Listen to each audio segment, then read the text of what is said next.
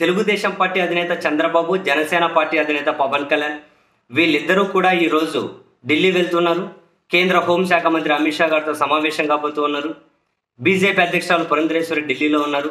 రాత్రి పొద్దుపోయిన తర్వాత వాళ్ళ పార్టీ అధిష్టానంతో కలిసినా కూడా ఆంధ్రప్రదేశ్లో పొత్తుల మీద చర్చకు రాలేదు అని చెప్పి ఆమె అయితే చెప్పారు. ఈ రోజు కూడా సమావేశం జరపబోతున్నాము, అధిష్టానం సూచన ప్రకారమే ముందుకెళ్తాము అని అయితే ఆమె చెప్పారు. సో ఈరోజు చంద్రబాబు, పవన్ కళ్యాణ్ వీళ్ళు అమిత్ షాను కలిస్తే రాత్రి పొద్దుపోయిన తర్వాతే కలుస్తారు.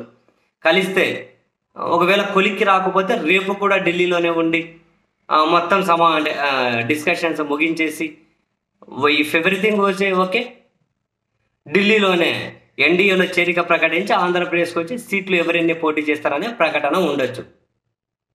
సో మొత్తం మీద వీళ్ళిద్దరూ టీడీపీ, జనసేనలో బీజేపీ వస్తుందా లేదా అనేది ముగింపు దశ, క్లైమాక్స్ దశకు వచ్చేసింది. అయితే ఇక్కడ చాలామంది లేవనెత్తుతున్నటువంటి ఒక పాయింట్ ఏంటి అంటే, తెలుగుదేశం పార్టీకి ఇప్పుడు బీజేపీ రక్షణ కూడా అవుతుందా, లేకపోతే బీజేపీనే తెలుగుదేశం పార్టీకి గుదిబండ అవుతుందా? తెలుగుదేశం పార్టీ బీజేపీ కోసం వెంపర్లాడుతుంది. దానికి కారణం లేకపోలేదు. పోల్ మేనేజ్మెంట్, ఎలక్షన్ మేనేజ్మెంట్ అప్పుడు వ్యవస్థను బాగా ఉపయోగించుకోవచ్చు అన్నది చంద్రబాబు ఆలోచన. ఎంతవరకు బీజేపీ సహకరిస్తుంది అన్నది క్వశ్చన్ మార్కుకు రాబోయే రోజుల్లో ఆన్సర్ చూద్దాం. వ్యవస్థను ఉపయోగించుకొని పోల్ మేనేజ్మెంట్ చేయొచ్చని, అదే వ్యవస్థను ఉపయోగించుకొని జగన్మోహన్ రెడ్డి గారి పార్టీని ఎన్నికలప్పుడు వెంటాడి వేధించవచ్చు అన్నది ప్రధానమైన ప్లాన్.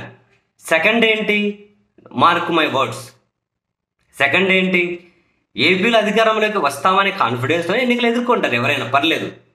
ఇన్ కేస్ బొమ్మకు మరోవైపు ఏపీలో అధికారంలోకి రాలేకపోయినా ఎన్డీఏలో చేరితే ఆంధ్రప్రదేశ్ నుంచి ఎన్నో కొన్ని ఎంపీలు గెలిస్తే ఆ ఎన్డీఏలో ఉన్నాం కాబట్టి ఏపీ కోట కింద మనకు ఒక కేంద్ర మంత్రి పదవైనా వస్తుంది, ఢిల్లీ పెద్దల అండ ఉంటుంది. సో అప్పుడు జగన్మోహన్ రెడ్డి రెండోసారి ముఖ్యమంత్రి అయినా మనకు ఢిల్లీ పెద్దల నుంచి ప్రొటెక్షన్ ఉంటుంది, మన జోలికి రారు. కేసుల విషయంలోనైనా మన పార్టీని మరింత బలహీనం చేసే విషయంలో అయినా జగన్మోహన్ రెడ్డి వైపు నుంచి ప్రొటెక్షన్ ఉంటుంది.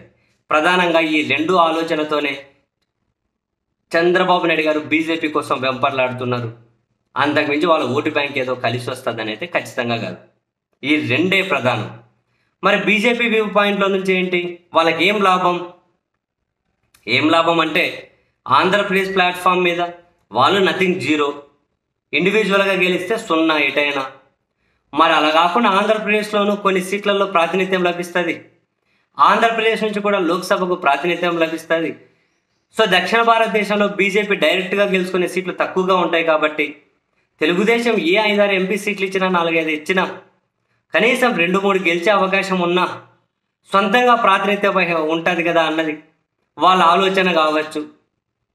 అండ్ ఎన్డీఏలోకి కొత్త మిత్రులు కనుక చేరితే ఎన్డీఏ బలం కూడా పెరుగుతుంది కదా అని చెప్పి ఆ ఆలోచన కావచ్చు. ఇంతకు మించి వాళ్ళు చంద్రబాబుకు రక్షణ కూడా కట్టాలి అనుకుంటే వేరే కారణాలు ఏమున్నాయి, ఏం లేదు. అండ్ బీజేపీ ఇండివిజువల్గా పోటీ చేస్తే సొంతంగా ఎదిగే అవకాశం ఉంటుంది. జనసేనలో సీట్లు రాని వాళ్ళు, టీడీపీలో సీట్లు రాని వాళ్ళు, వైసీపీలో సీట్లు రాని వాళ్ళు బీజేపీలో చేరే అవకాశం ఉంటుంది. సో వాళ్ళ ఓట్ల శాతం కొంచెమైనా పెంచుకోవచ్చు అని చెప్పి ఇండివిజువల్గా పోటీ చేస్తారా? లేదు, కొన్ని ఎంపీ సీట్లైనా ఏపీ నుంచి ఉండని, ఎన్డీఏలో కొత్త మిత్రులు రాని అని చెప్పి టీడీపీతో ప్రయాణం చేస్తారా? బీజేపీకి ఆ 2 ప్రయోజనాలు, తెలుగుదేశం పార్టీకి ప్రధానంగా ఈ 2 ప్రయోజనాలు.